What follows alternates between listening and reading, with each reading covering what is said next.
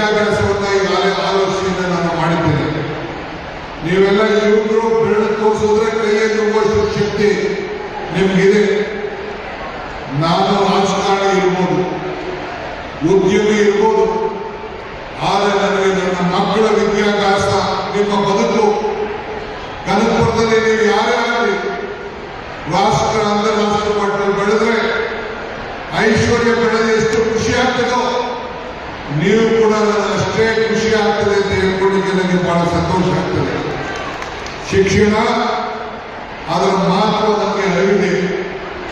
ಇವತ್ತು ತಾವೆಲ್ಲ ನೀವು ನಿಮ್ಮ ಸಾಧನೆ ಮೆಟ್ಟನ್ನು ಹೇಳ್ತಾ ಇದ್ದೀರಿ. ನಿಮಗೆ ಬಹಳ 16ರಿಂದ 18 ವಯಸ್ಸು ಮಕ್ಕಳಲ್ಲಿದ್ದೀರಿ. ಮುಂದಕ್ಕೆ ಪ್ರತಿಯೊಂದು ಹೆಜ್ಜೆಯನ್ನು ಯೋಚನೆ ಮಾಡಿ ಒಳ್ಳೆ ಗ್ರಾಜುಯೇಟ್ ಆಗಿ ನೀವು ಬರೀ ಉದ್ಯೋಗ ಮಾಡೋದಲ್ಲ, ನೀವು 10 ಜನರನ್ನ ಕೆಲಸ ಬಿಟ್ಟುಕೊಂಡು 100 ಜನರ ಕೆಲಸ ಬಿಟ್ಟುಕೊಂಡು ಉದ್ಯಮಿಯಾಗಿ ನೀವು ಬೆಳಿಬೇಕು ಅನ್ನೋದನ್ನು ತಡೆದ ಇಟ್ಕೊಳ್ಬೇಕು. ಕಾನೂನಿನ ಪಾಲನೆ ಆಗಬೇಕು. ಪ್ರದೀಪ್ ಈಶ್ವರ್ ಏನ್ ಹೇಳಿದ್ರು, ಐಶ್ವರ್ಯ ಏನ್ ಹೇಳಿದ್ರು, ರಮೇಶ್ ಏನ್ ಹೇಳಿದ್ರು, ಇದೆಲ್ಲ ನಿಮ್ಮ ತಲೆಯಲ್ಲಿ ಈ ಪವಿತ್ರವಾದಂಥ ದಿನ ನಿಮಗೆ ಈ DK ಶಿವಕುಮಾರ್ ಎಂಬ ಸಹೋದರ. ನಾನು MLA ಆದಾಗ ನೀವು ಯಾರು ಹುಟ್ಟಿರಲಿಲ್ಲ. 25ನೇ ಡಿಗ್ರಿಗೆ ಅಸೆಂಬ್ಲಿ ನಿಂತ್ಕೊಂಡೆ. 29ಕ್ಕೆ MLA ಆದೆ. ಎಲ್ಲ ನಿಮ್ಮ ತಂದೆ ತಾಯಿಯರು, ನನ್ನ ಸ್ನೇಹಿತರು, ನನ್ನ ಹಿತೈಷಿಗಳು, ಅವರೆಲ್ಲ ಆಶೀರ್ವಾದ ಮಾಡಿ ನನ್ನನ್ನು ಈ ಮಟ್ಟಿಗೆ ಬೆಳೆಸಿದ್ದಾರೆ. ನಾನು ನಿಮಗೆ ಶಕ್ತಿ ಕೊಡಬೇಕಲ್ವಾ? ಅದಕ್ಕೆ ನಾನು DK ಸುರೇಶ್ ಇಬ್ಬರು ಸೇರಿ ಈಗ ನನ್ನ ಮಕ್ಕಳು ಸೇರಿಕೊಂಡಿದ್ದಾರೆ. ನಿಮ್ಮ ಋಣ ತೀರಿಸಬೇಕು, ನಿಮ್ಮನ್ನ ಈ ನಾಡಿನ ಪ್ರಜೆಗಳಾಗಬೇಕು. ರಾಮನಗರ ಜಿಲ್ಲೆ ಹೆಸರಿತ್ತು, ಮೂಲದಾಗ ಬೆಂಗಳೂರು.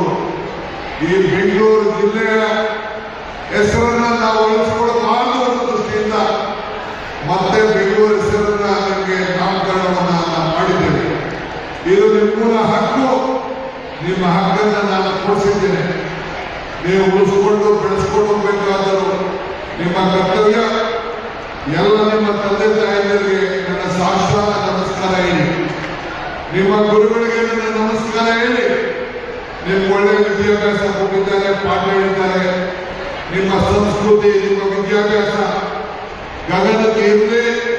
ನೀವೆಲ್ಲ ಕನಕಪುರದ ವಿದ್ಯಾರ್ಥಿಗಳು ರಾಷ್ಟ್ರ ಮಟ್ಟದಲ್ಲಿ ಬೆಳೆದು ನಮ್ಮ ದೇಶದ ಒಂದು ದೊಡ್ಡ ಆಸ್ತಿಯಾಗಲಿ ಅಂತ ಹೇಳಿ ಪ್ರಾರ್ಥಿಸಿ ಇವತ್ತು DK charitable trust, national education foundation ಇದು ನಿಮ್ಮ ಬದುಕಿಗೋಸ್ಕರ ಇವತ್ತು ಕೆಲಸ ಮಾಡ್ತಾ ಇದೆ ಅನ್ನೋ ಮಾತನ್ನ ಹೇಳಿ, ವೇದಿಕೆಯಲ್ಲಿ ಇನ್ನ ನಮ್ಮ ರವಿಯವರಿದ್ದಾರೆ, ಇನ್ನ ನಮ್ಮ ಚಾರಿಟಬಲ್ ಟ್ರಸ್ಟ್ ವಿಷಯವಿದ್ದಾರೆ, ಶಿವರಾಜ್ ಇದ್ದಾರೆ. ಅವರೆಲ್ಲರೂ ಕೂಡ ಈ ಸಂದರ್ಭದಲ್ಲಿ ನಿಮ್ಮ ಬೆಳವಣಿಗೆಗೆ ಬೇಕಾದ ಶ್ರಮವನ್ನು ಪಟ್ಟಿದ್ದಾರೆ. ಅನೇಕ ನಮ್ಮ ಮುಖಂಡಗಳೆಲ್ಲ ಶ್ರಮ ಪಟ್ಟಿದ್ದಾರೆ.